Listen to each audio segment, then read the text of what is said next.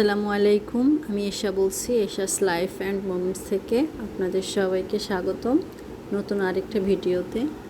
সেদিন আমরা দুপুরের পরে চলে গিয়েছিলাম শহর থেকে একটু দূরে পতেঙ্গা সি বিচে। পতেঙ্গায় নামতেই চোখে পড়ল বিশাল সমুদ্র আর একের পর এক ঢেউ। জোয়ারের সময় বালির কোনো অংশই দেখা যাচ্ছিল না। ঢেউ একদম পায়ের কাছে এসে আছড়ে পড়ছিল। মেঘলা আকাশ আর বাতাসের সাথে সেই মুহূর্তটা ছিল দারুণ শান্ত আর সুন্দর।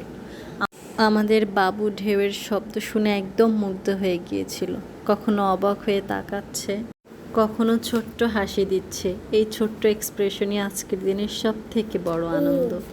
আমরা পতেঙ্গার জনপ্রিয় ঝালমুড়ি আর পেঁয়াজু খেয়েছিলাম। তবে সন্ধ্যা নামার আগেই আমরা বাসার উদ্দেশ্যে রওনা দিয়েছিলাম, যেহেতু সাথে ছোট বাবু ছিল।